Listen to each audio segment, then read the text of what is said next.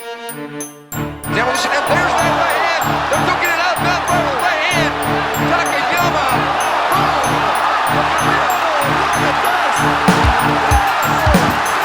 Green trunks for the southpaw, the notorious Conor McGregor. Black trunks for the champion, Jose Aldo Jr. Conor relaxed, smiling. Oh!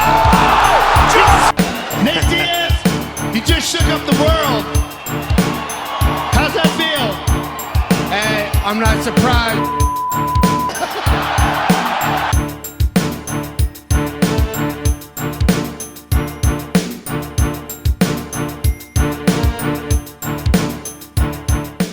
You know what time it is. It's time to talk Chingasos with the Combat Crew. Welcome to this week's installment of Chingasos Combat Crew, your one-stop shop for all your combat news. Thank you for joining the crew today. We got another jam-packed episode, starting off with another awesome edit. You ready for that one, Fonzo? Let's do it. Tons of UFC Chisme, UFC 299 aftermath talk. All the pieces are starting to fall into place. A little bit of UFC Fight Night results. It's St. Patty's Day also, Fonzo. How you doing, my brother? Doing good, man. Doing good. I got my Irish coffee with me, so hell yeah. How about you? All right. I got my Green Prime, and I'm ready to kick it off with an awesome edit. I know you all loved Tiny Chandler last week. This week, switching gears a little bit, and a little motivational video for us. So check this out. This is Ronaldo Rodriguez, who fought on the prelims of UFC Fight Night Mexico City a few weeks ago. You remember, Fonzo? Right. I believe the kid took the fight on like 2-week notice, ended up getting his ass just destroyed in the first round, but didn't give up and turned things around in the second round. So check out this clip that I found at vision.millonera100 on IG. Give them a follow for this awesome upload. And then you can follow the fighter. You can find him on IG under @LazyBoy UFC. Un niño que vendía gelatinas en los camiones. Un niño de padres chiapanecos. Eso ya es victoria. Yo ya soy un campeón. Yo le diría, morro, aférrate. Vienen cosas bien duras, men. Pero aférrate, sigue trabajando por tus sueños y lo vas a lograr. No te rajes. Que vienen cosas grandes. 11 años de trabajar y trabajar y trabajar y no parar. Eso es eso. Trabajo duro. Guerrero mexicano de verdad. Y voy a escribir mi nombre en los libros de la historia. El hecho de estar aquí. How about that, man? Un niño que vendía. Can't be mad at that, bro. Whether you're Mexican or not, you're just hard ass worker out there grinding every day. This guy has an awesome story that a lot of people haven't heard of, but he just said a little bit right there, man. When he was a kid, he's selling Jello on the buses. That's like a normal thing for a lot of little kids in Mexico, just selling whatever. You know what I mean? It's a common joke, like, hey, buying chicle from the little kid. But hey, that guy's lived it, and now he's in the UFC. Yeah. So, dude, and that's what the whole Performance Institute is, that they was just created out there. That's what it's all about. And they're doing them all over. They're doing one in India. Right. They're doing one in China. So they're going to be sprouting people like this all over the world, man. So as long as you got that warrior spirit, let it out, man. They're going to find you, man. So I thought that was cool. Really thought that was cool. So last week we talked about Michel Pereira. We talked about Michel Pereira and his entrance or his walk-in. So let's check. Actually, no, I'm sorry. That's not there yet. It's not there. That's neither here nor there yet. That's neither here nor there. So this last week, Fonzo, on IG, I posted my UFC Frankenstein, and I just picked some random pieces, like what would make the ultimate UFC fighter, like the brain of Demetrius Johnson, the footwork of Dominic Cruz or an Israel Adesanya, the left hand of an Alex Pereira, the right hand of a Francis Ngannou, the left leg of a Mirko Krokop, bro. No, I think there's only one thing on this list that really matters, dude. The stare down of Vanderlei Silva? Nope. It's GSP hair, fool. Oh, That's it. Yes. That's like Samson, fool. That's like Samson. That was it. That was the source of power. That's the only thing that matters. All right, Fonzo. So what would your UFC Frankenstein look like, my man? I think it'd be pretty close to this, man. I would just add add John Jones's nose to this because that shit goes undefeated. Or Craig Jones's nose. He's been through wars That as too. well. Yeah, either one, man. I'll take Yeah. either one. Yeah, on this graphic though, how about that? Brian Ortega's cup, bro. the fulcrum of death. Fool. That's what that is. All right, I jumped the gun on this one, but let's watch Michel Pereira's entrance from last week. Because the dance. Colonial's show. Oh, he's doing. Look at this. He got a dance routine. Here he goes. Bro, I'm already tired.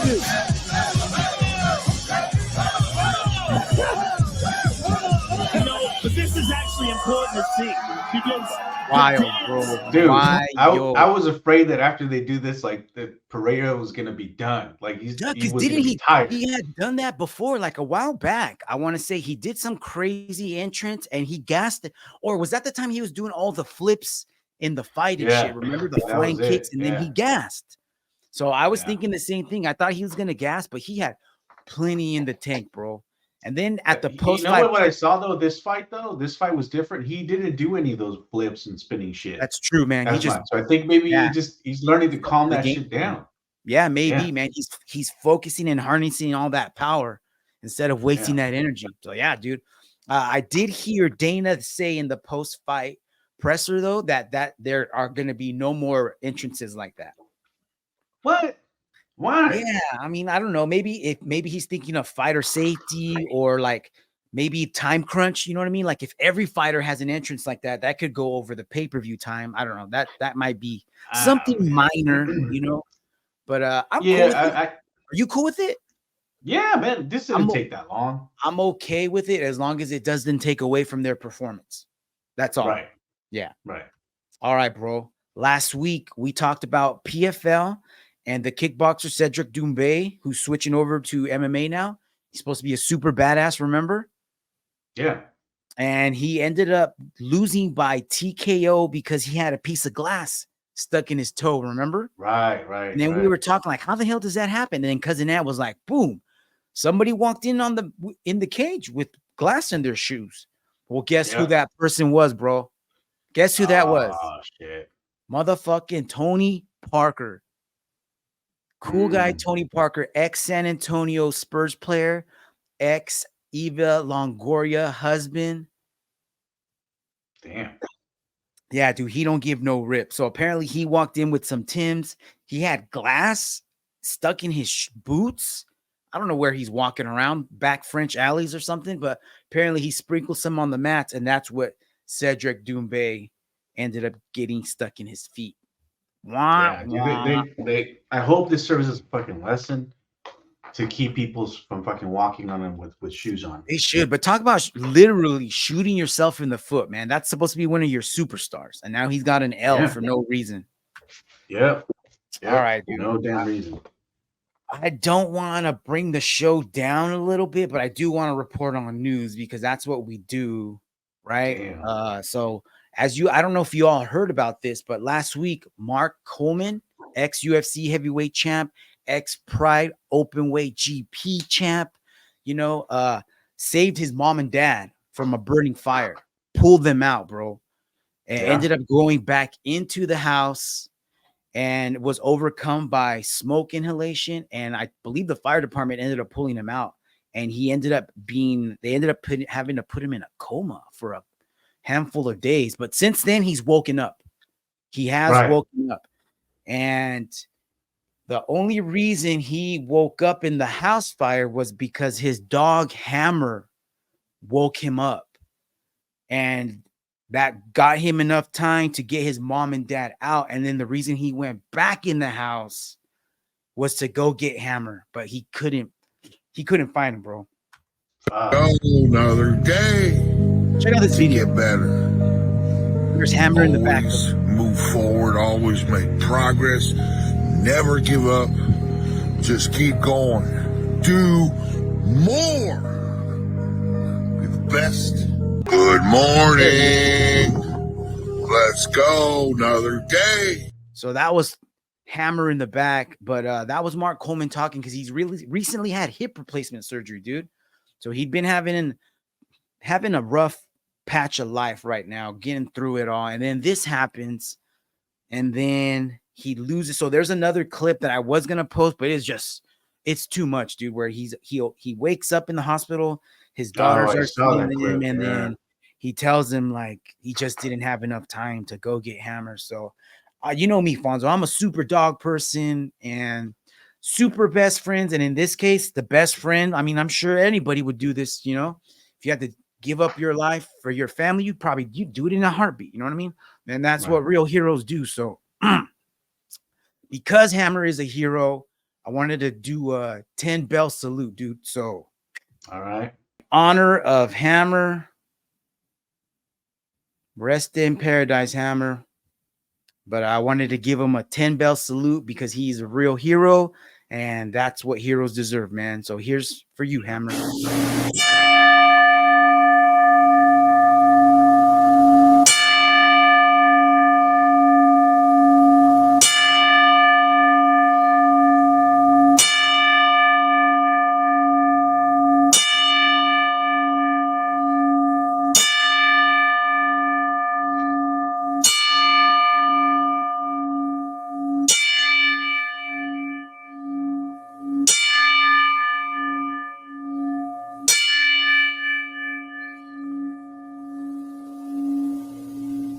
Rest in paradise, Hammer. The goodest of the goodest, man.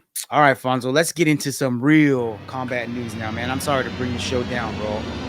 So, that's all good, man. That's good. You know yeah, what I mean? Mark Coleman is one of the dudes that got me into watching this in the first place. Hell yeah, man. He's old school, man. So we owe it to him. Some of those super entertaining fights, right? Back in the day when they used to headbutt people, bro. Dude, I wish he could headbutt JP. I wish he could headbutt JP. So let's talk about this next story, dude. I heard this earlier in the week. So we talked a little bit about it last week. JP taking on 57-year-old Mike Tyson in a boxing match. But check this out, bro. They're going to be fighting with 18-ounce gloves and headgear, bro. So it's probably going to look something like this. Yeah. So if you're wondering what we're talking about, head over to our YouTube page where you can subscribe and sign up for those notifications. That way you know every time we drop a video at Chingasos Crew on YouTube. Next story, dude, that's if you're gonna have to do all this for a fight, like why even do it? Why even put it on like that? Yeah, dude, it's just a sparring match at this point, right? Yeah, an amateur bout. I mean, it's an amateur bout anyways, right? It's not a pro fight. Well, he's pro now. I don't know if they're going to count this as a pro. I'm sure they're going to count it as a pro fight. I wonder if they could. Probably not, man. Why? No, I think they'll count it as an exhibition. Yeah, I don't think they could count it because of the size of the gloves. Yeah, that's not a regular sanctioned size glove. So, yeah, you're probably right. You're probably right, bro. All right, let's get into some. Hey, where did my slide go? Here we go.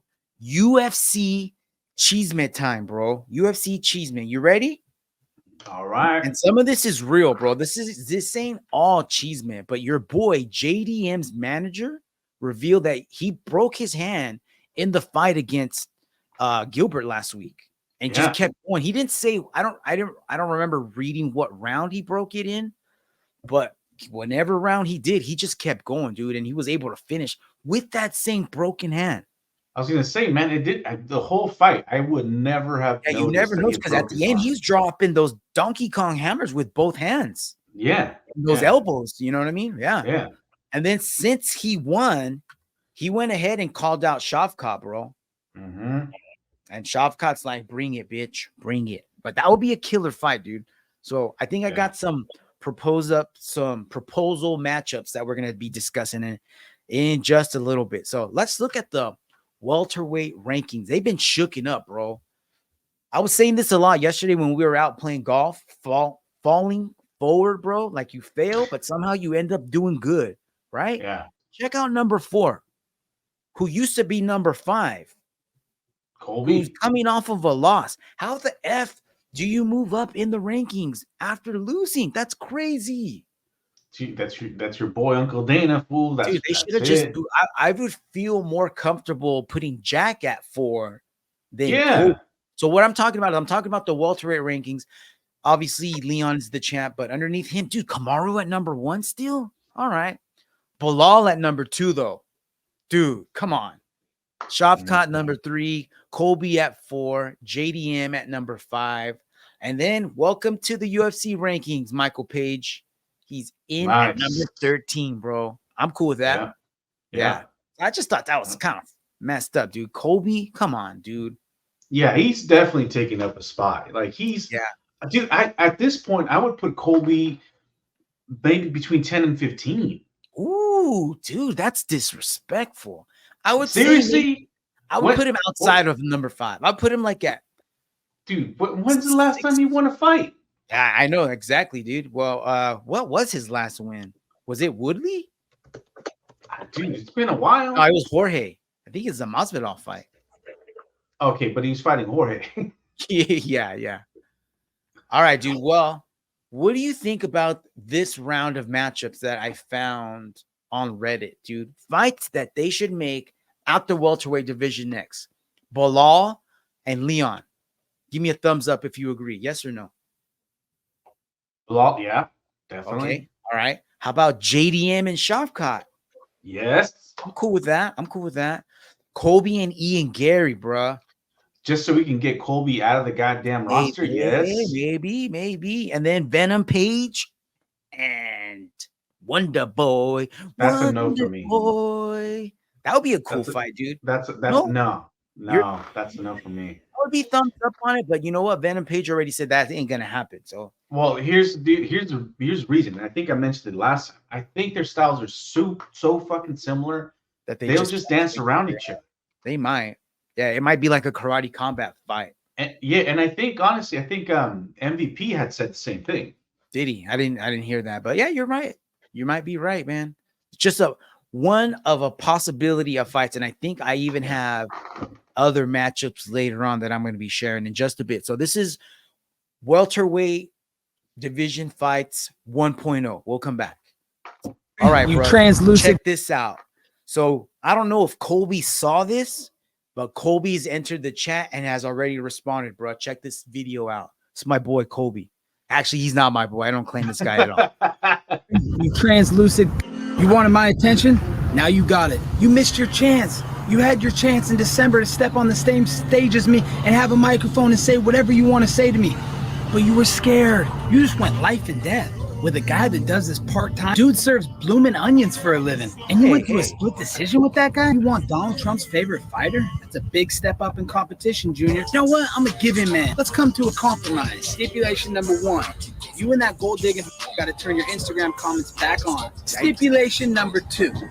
Ian, we've heard you cry and beg on your knees, but we all know that you're not the boss and you don't wear the pants in the relationship. Layla, you got 60 seconds to convince me and the people why this fight needs to happen.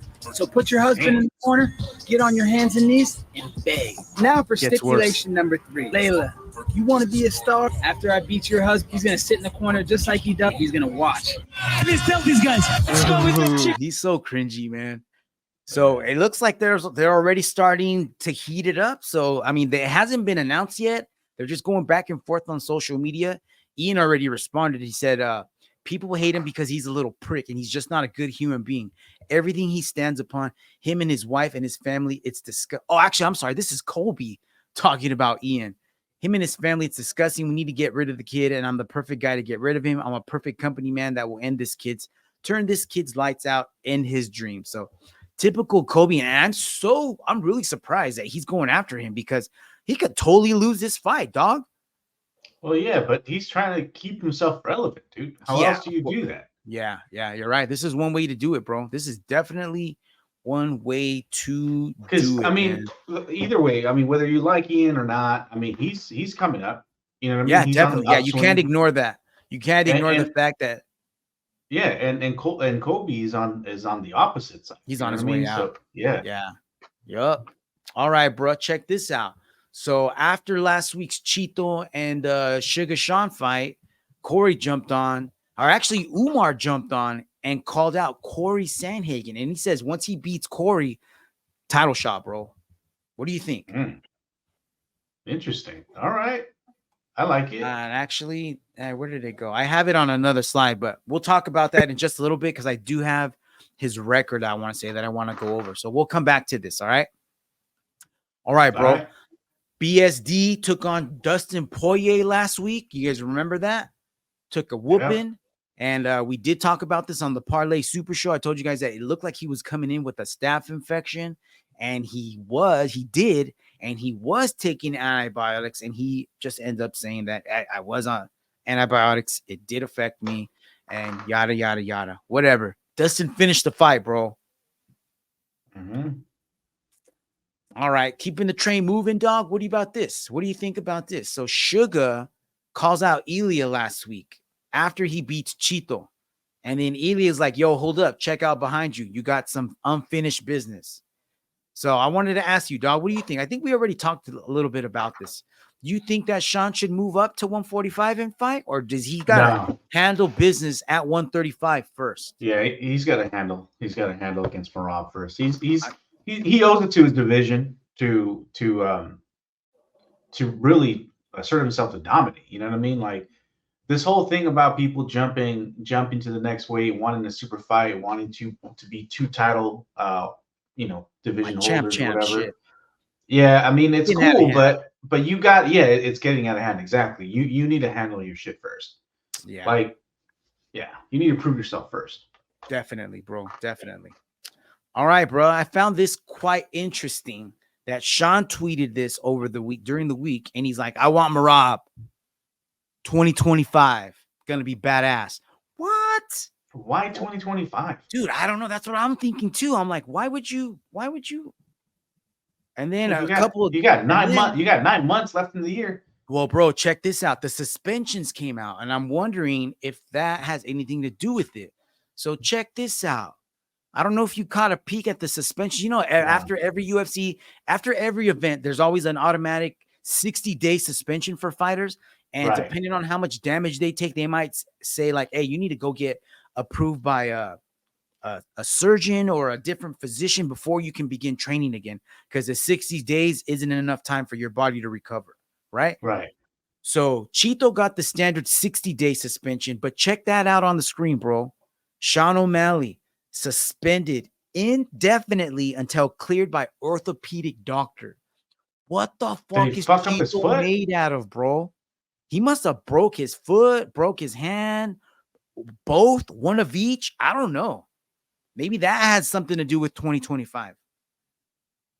Damn, maybe.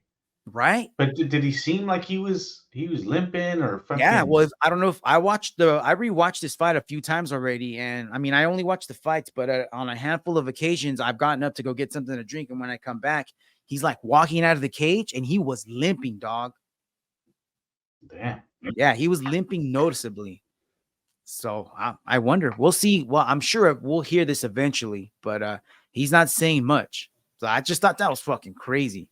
Of all the damage he did to Chito, he's still the one that's gonna have to go get approved by the doctor before he comes back. But remember, man, like punches will hurt you, man. Like dude. Punching on fucking somebody with a block ass head like you're Chito, basically flinging meat shields at each other that are a part of your body. So yeah, dude, and hitting somebody that many times, that's got to have some sort of effect on you. Oh yeah, definitely, dude. Yeah, for just sure, punching the bag over and over again will leave you sore. Imagine.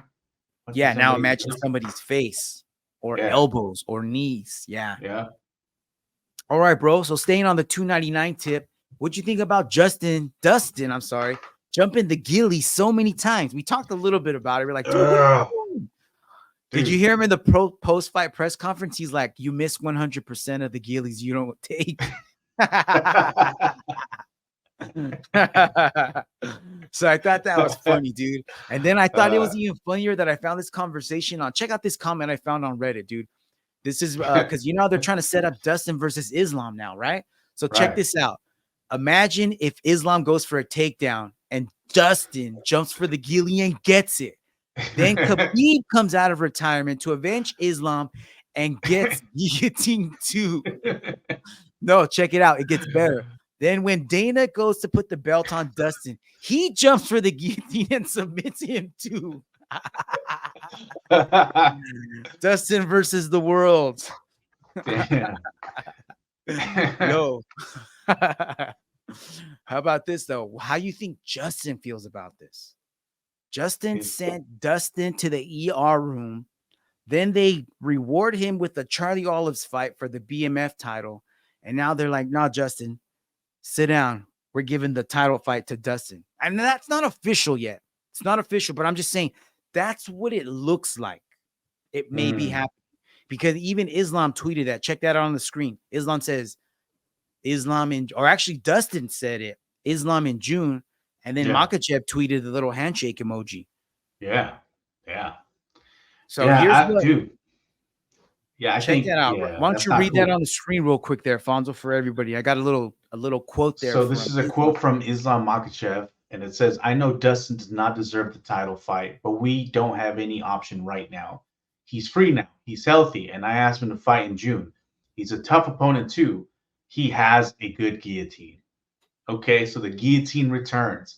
So we'll see, but I don't know, man. So what's going on with Dustin Poirier then? I mean, Justin Gaethje.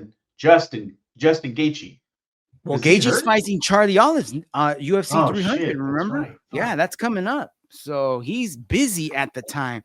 So this might be another one of those, like, it's just the right place at the right time because there's nobody available, or at least there's people available, but there's no contenders. You know what I'm saying? All right. So let me ask you this question. Oliveira's fighting Armando Tsarukyan, and then Justin Gaethje's fighting Max Holloway. So who else is left?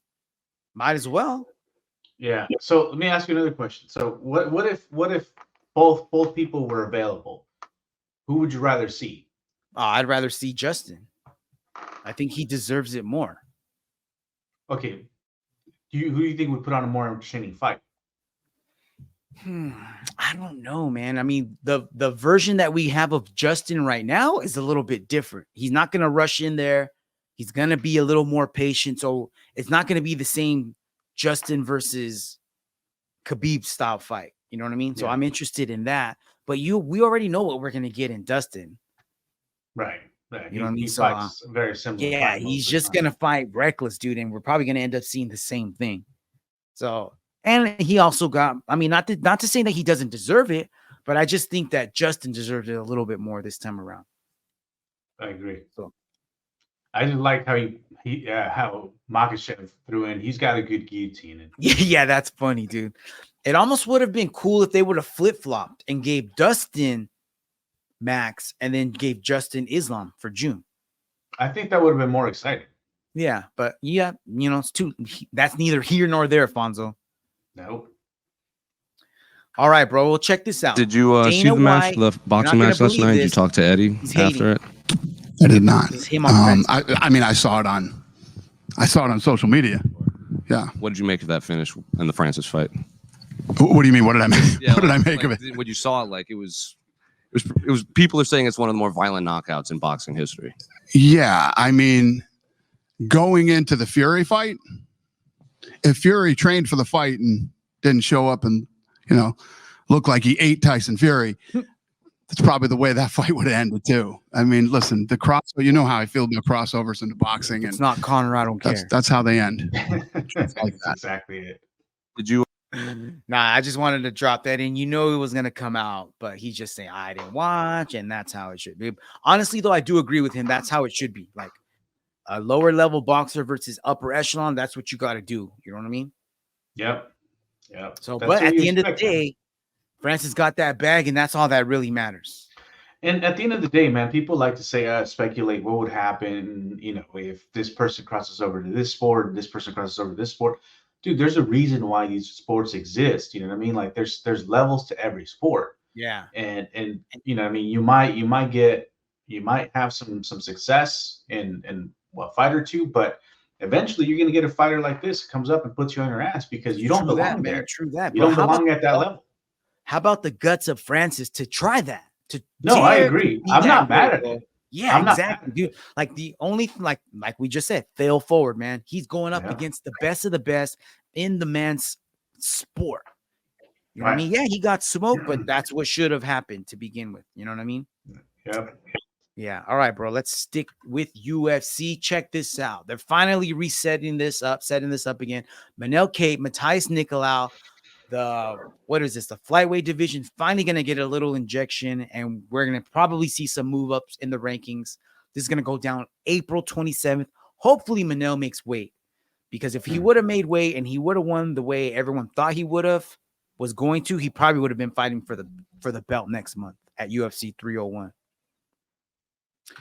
All right, dog. How about this? Someone proposed this on Reddit. I guess the UFC's scheduled to take a trip to Australia late 2024. So here's some possible matchups. What do you think about this round of matchups for Australia? DDP versus Izzy. Huh? Yes or no? Okay. No, I'll take it. I'm down for that. What about Sean versus Bobby Knuckles? So this is for contendership? I probably would agree. Yeah, well, maybe. And yeah, definitely. Yeah, that would work. And then Shavkat versus JDM again. Dude, in Jack's hometown, though, or home country at least. Yeah. That's a pretty good lineup right there, Dude, bro. I pay for it, take my money. Right? How about this, though? This would be a cool prelim fight. Junior Tafa's like, hey, bring this boy down under. Robles, I want to show you some kangaroo stuff. Bro, he would get murked. But I'll be down for it. It would be another highlight reel. Another 30-second finish for Robles. But that would be a fun fight, man. That would make me tune in to the prelims for sure, dog. What do you think? Yeah, I agree. Fun fight. Yeah. All right. Bonzo, I'm going to ask you this. What is the most British stuff you know of? Like when you think of England, you're thinking fucking beans and toast, fool. I don't know. Tea? Well, I got you, bro. Fish and chips, London Bridge. Okay, there you go. Double-decker buses. That big tall London clock. Austin Powers, bro. That's the most British stuff I know about. Beans and toast? I think I saw that on a video once. Yeah. That's a real thing. It is a real thing. That's her breakfast, fool. Yeah. It's like we do frijolitos con huevitos, fool. That's it for them. That's their weenie con eggs. Okay. Yeah. I got it. All right. So this was posted by user balloons_V1 on Reddit. Check out the UK card or the UFC card the UK deserves. What do you think about this, bro? Arnold Allen, Giga Chikadze. Yeah. Woo. Get for it. Curtis Blades, Tom Aspinall, Part 2. Run it back. Yeah. Patty Pimblett, BSD. Okay. Yeah. Leon Edwards, Bilal Muhammad 2. Yep. Colby Covington, Venom Page.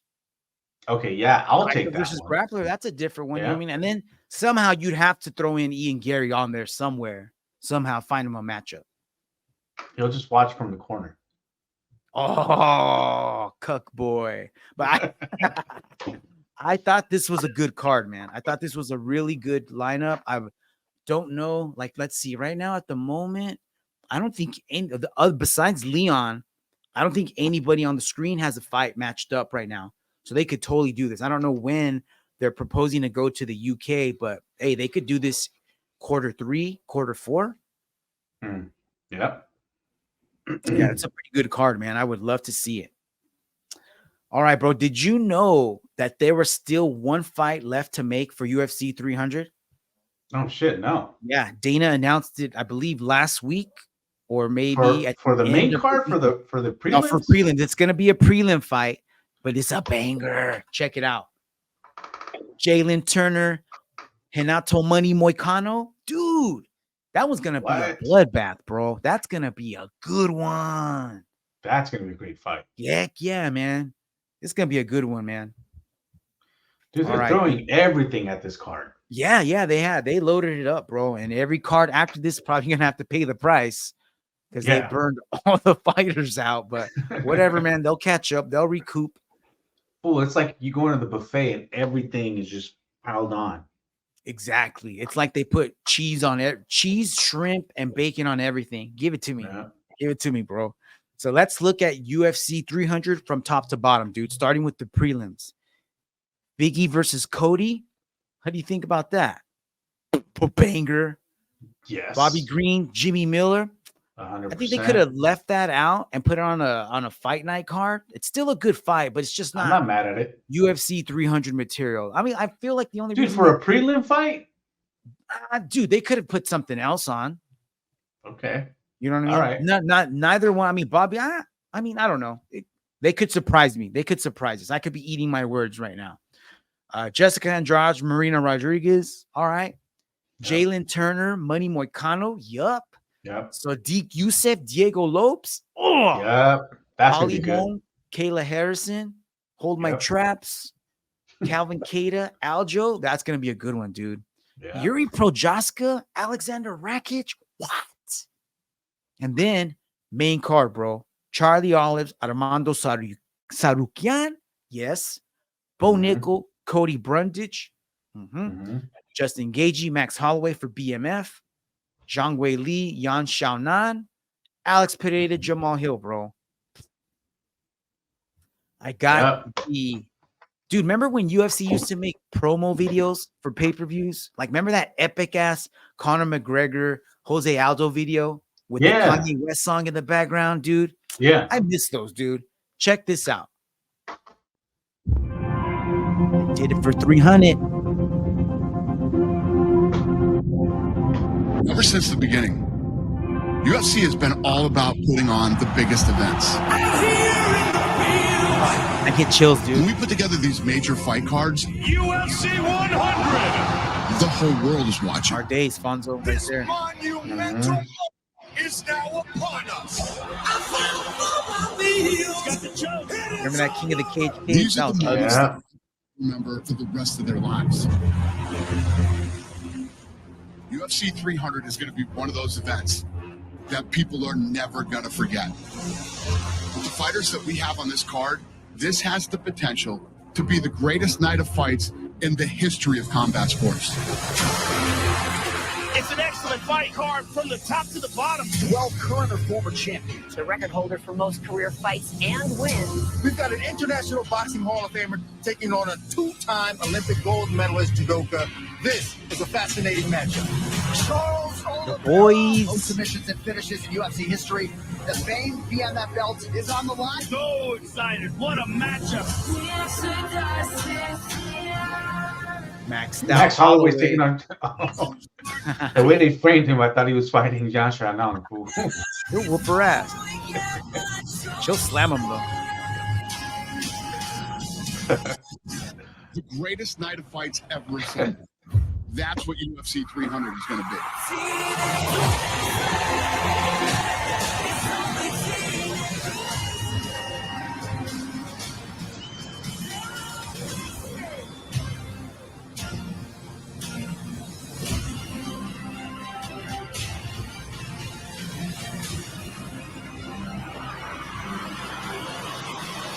Dude, it's a good promo, but it doesn't bring me the hype of that old promo with Conor and Aldo. Yeah, it's not quite to that level. So whoever produced that one needs to get hired back by the UFC.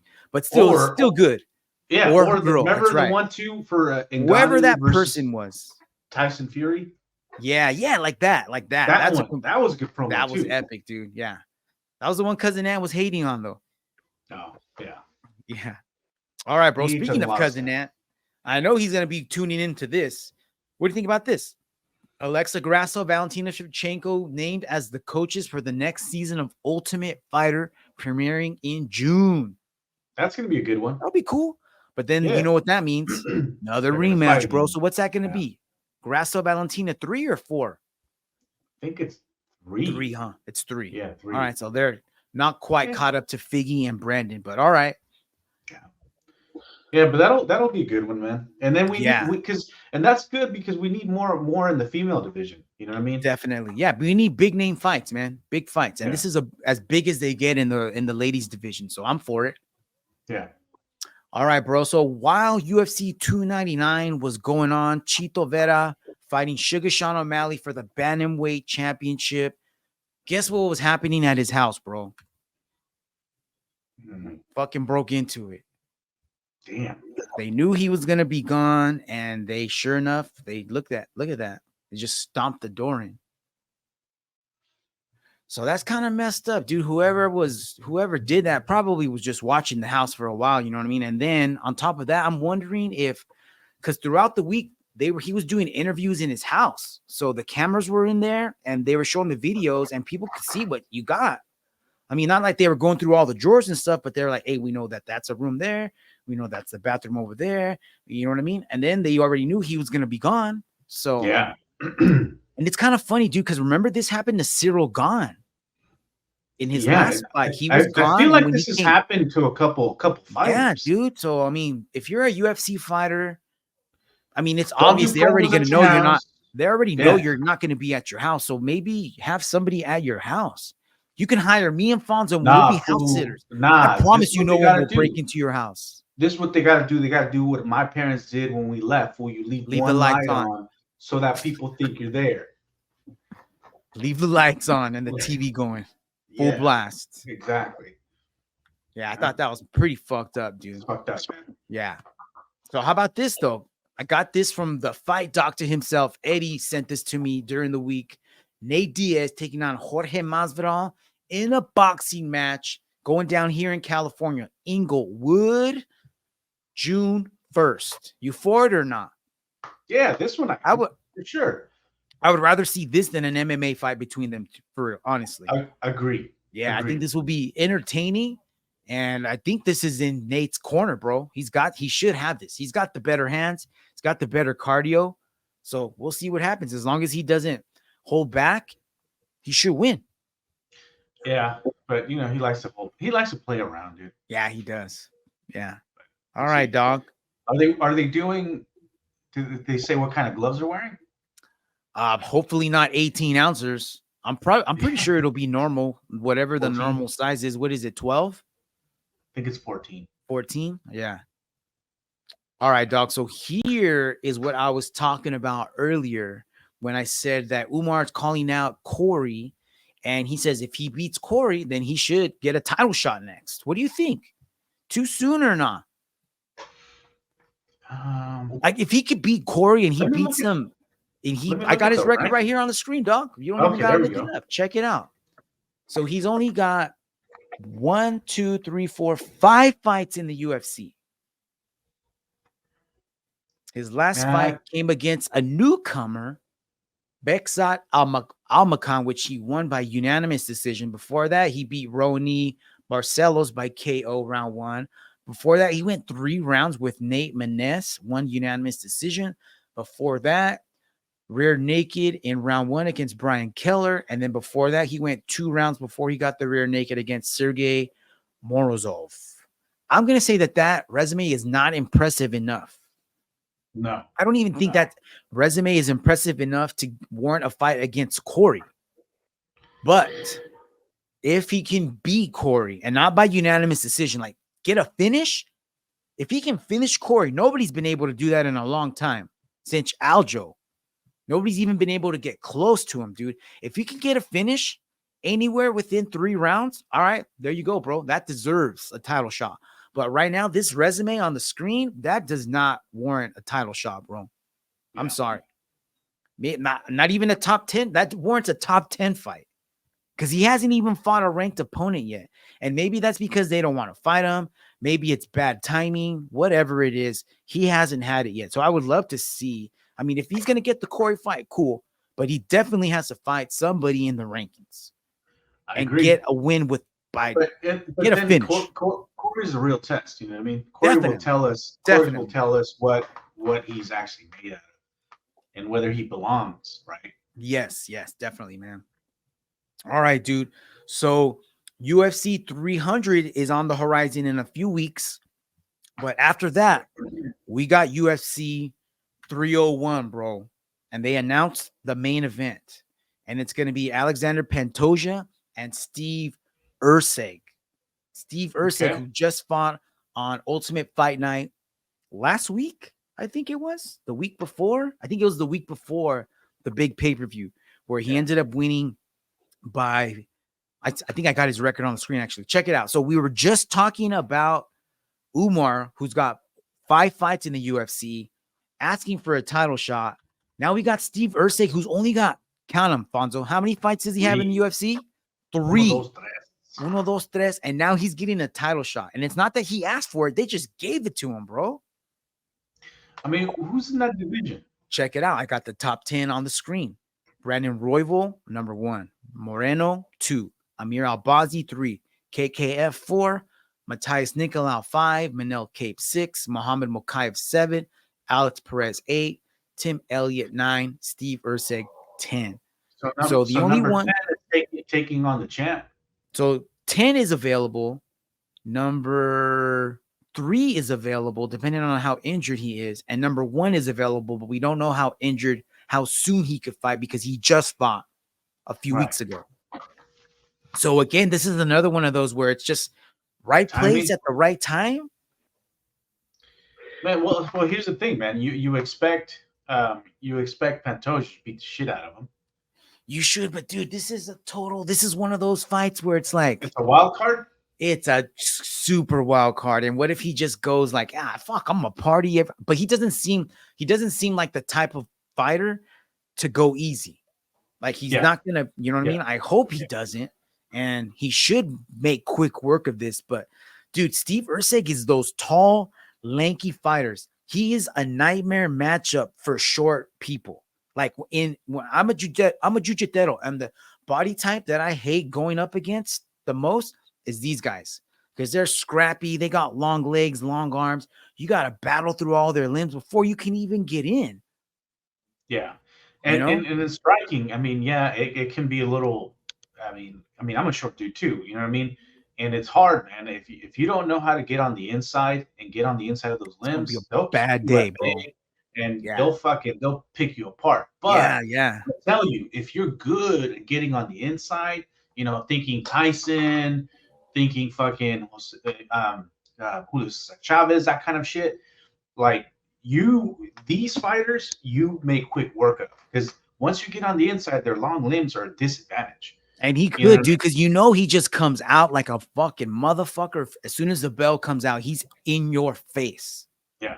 So, you know what I mean? We'll see. But we'll see, man. Yeah. All right, bro. So guess who is coming out of retirement to save the card, dog? I just saw this last night. Damn. Yeah. Jose Aldo taking on number 14th ranked featherweight fighter, Jonathan Martinez. Dude, this is crazy. What do you think, man? I'm for it, dude. I always thought he had a little more left in the gas tank. Not to say that he's going to go on a title run or anything like that, but it's going to be an entertaining fight. You think he's back for this one-off, or he's going to be back for a little bit? Who knows? We'll have to wait and see, my friend. We'll have to wait and see. I would love to see at least one more. I don't think he has too many more. This could be just a one and done because it's in Rio. You know what I mean? It's back in his home country. You know, the energy in the building is just going to be like electric, bro. The roof is going to blow off that night for sure. Yeah, for sure. Dude, he's the fucking king of Rio. How could he not come out of retirement? This fight, this card could have been held 5 years from now, and he still will come out of retirement. All right, bro. So last night, UFC Fight Night, Tai Tuivasa versus Marcin Tybura. And I got to be honest with you, I didn't watch too much of this. I went back and watched the highlights, and there really wasn't too much to write home about. So that's why I didn't send no messages in the fight group chat. There were no texts going out. It was a quiet night. I didn't watch these fights, but I'm on IG here and there. And normally you get those highlights, you get those posts like, oh shit, like big moments. I didn't hear none of that. Not today. She said it right. Not today. Yeah. So I did watch the co-main event, and it was going. Let's talk about it. Co-main event. So co-main event, Brian Battle taking on Ange Lusa. And things were going well in the first round. Battle was piecing him up. He won the first round 10-9. I don't think Lusa had any answer for anything Battle was throwing at him. And then in the second round, there was an eye poke. And then then they stopped the fight. The doctor went to the corner, and Lusa said, I can't see. So you know what happens as soon as you say you can't see, what happens? They stop the fight. So what happens? They stop the fight. The cameras come into the cage. I don't know if you're going to be able to hear this, but check this out. This is Michael Bisping getting literally into the ear of Bryan Battle. Peep this. Who was Dom winning that fight? Yeah, he was winning, and I kind of agree with what he was saying. Where did all that energy come to finish the fight at the end? Okay, well, we're going to take a... So you couldn't hear what he was saying, right? But what Bisping does is he goes over to Bryan Battle and he's like, hey, that guy wanted to get out of that fight. He was looking for a way to get out of that fight. And Bryan Battle's like, he was. I knew he was. So then the camera caught that. And that's why Bisping is like, hey, get that camera out of here. Check it out. Right here. Yeah, he was winning, and I kind of agree with what he was saying. Where did all that energy come to finish the fight at the end? Hey, cut that out. Okay. Well, he's like, oh, shit, I fucked up. So check this out, bro. They announced, hey, this is going to be a no contest. Nobody wins the fight. Blah, blah, blah. Check this out. Yeah, you're a fucking pussy. How? I was whooping your ass. I was whooping your ass. Did you hear that? Yeah. Yeah, you're a fucking pussy. How? I was whooping your ass. I was whooping your ass. Sounds like middle schoolers. I was whooping your ass. And right, but that's the shit, man. Like if he pretty funny, dude, robbed you of your W, how would you feel? Yeah, oh, for sure, man. That's a very emotional moment. And Bisping should not have said anything, dude. Stay out of it, bro. Don't stir the pot. Maybe after, then you can tweet all you want. You know what I mean? But like, yeah, I thought that was pretty messed up, man. But hey, looks like they got a fight and they're gonna have to reschedule it, and they're gonna play that clip over and over and over, bro. So, main event, like I said, you didn't see any highlights, and there's probably a reason for this. Check this out. This ends in round 1, and I think I have the sound. Let's see if UFC ends up blocking this, but actually, I turned the sound off. So this is Tuivasa on his side, getting rear naked choked by Tybura. A little over a minute left. It doesn't even look like he's. It doesn't even look like it's all the way in, dude. But when you listen to it, he's like gurgling, breathing heavy, and check that out. He ends up going out. So he passed out. Oh, damn. Yeah. But you could hear him. He's like, oh, that's awful. Yeah. And then eventually he just goes out, dude. So that may have been the last time we see Bam Bam headline a main card. Yeah. Yeah. All right, Fonzo. Yeah. Well, that's a wrap, my brother. That's the last story of the day. Time to enjoy St. Patty's Day. For sure. I got any closing words, my man? Hey, hit it up, bro. It's still morning time. I know, right? Just hope you guys like the show, and we'll see you guys next time. We're going to talk about UFC 300, and yeah, I mean, I'm looking forward for that parlay show. Kind of not, man. That's a long ass list of picks that I got to make. Yeah, dude, we're going to be making picks for all of those, bro. We're going to have to start getting that parlay super show together. You know what I mean? So if you guys hear of any awesome prop bets out there that we can get in early on, because right now the numbers are going to be through the roof, dude. The numbers are going to be as high as they're going to get. And the closer we get to the fights, they're probably going to start dropping down. So might be able to find some deals right now. Yeah. So that also means I'm calling in sick to work for like a whole week. Don't tell my boss. Well, the good thing, this is only his 17th favorite podcast. All right. All right, man. That is a wrap. Thank you for tuning in, Combat Crew. Until next week, have a wonderful week. Chingasos Combat Crew out.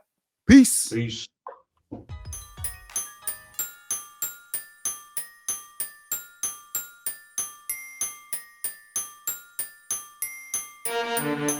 Demolition, and there's that right hand. They're duking it out. Mouth right with right hand. Takayama.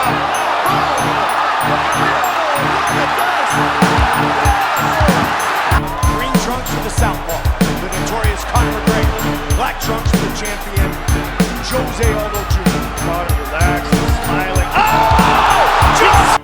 Nate Diaz, you just shook up the world. How's that I'm not surprised.